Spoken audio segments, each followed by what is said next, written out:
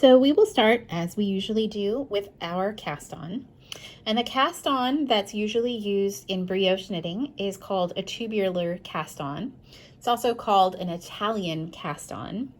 And in the pattern, I've provided a link to a tutorial done by Pearl Soho. And my reason for doing that is that even though I'm going to walk through this with you, I really cannot do better than her tutorial. And I also, prefer to support other creators as well. So I would encourage you to check out her video, like it, subscribe, whatever you would like to do to support her as well. It does start with a slip knot, which we're going to put on our right-handed needle, assuming you are right-handed, which, by the way, I am not, but we might talk about that a little more later. And you're going to hold both of these yarns so that the yarn going towards the yarn ball is in the back, and the yarn coming towards the yarn tail is in the front. And you're going to hold them both so that that back yarn going towards the ball is over my index finger, and the front yarn coming towards the tail is over my thumb. Now in this pattern, the slip knot is going to count as our first stitch. And to add our next stitch, we're going to start by wrapping around behind and under that back yarn, and then coming around in front of and under the front yarn, and then back around behind that back yarn. So now we've got our slip knot and our first stitch, which, because of this wrap behind the back yarn there, looks like it has a little purl bump, and that is going to behave like a purl stitch. So that's exactly what we want. Now to do our next stitch, which will be a knit, we want to do the opposite. So instead of starting at the back, we're going to start at the front.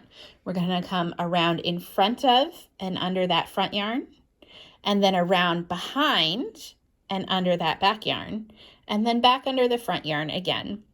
And now we've got a knit stitch on our needle. And you'll notice it does not have that purl wrap in front of it. It looks a little more like a knit stitch, which is exactly what we want.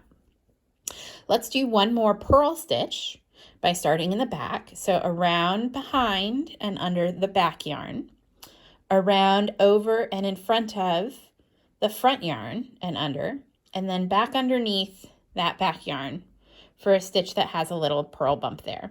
So now we have an even number, starting with our slip knot, a purl, a knit, and a purl. And we're going to keep doing these in pairs now. So starting with my knit stitch, I'm going to come around in front and under, then around behind and under, and then back under the front yarn.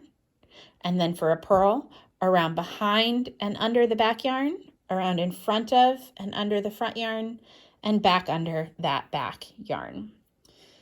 So we're going to keep doing that in pairs. Front, back,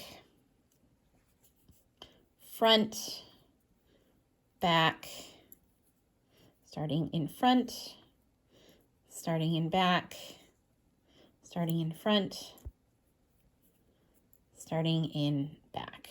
I'm going to stop there because I'm running out of tail. The pattern calls for 36 stitches. But if you don't want to do 36, you can choose any other even number. And I'm going to double check again that I've got even number. I've got 2, 4, 6, 8, 10, 12, 14. So that's not a bad place to start. Now, to do my next row, I'm going to carefully turn my needle, and I'm going to hold on to this tail because we've just got one little wrap there. It's really easy to come undone. So I'm going to hold this tail close to the needle. I'm going to turn very carefully.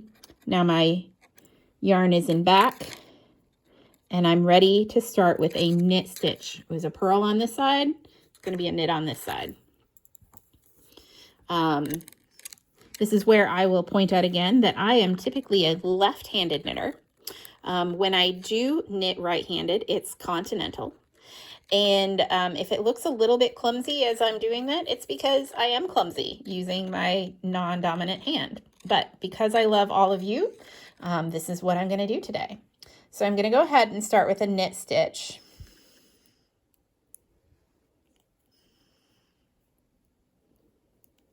pull that off the needle. Then I'm going to bring the yarn in front.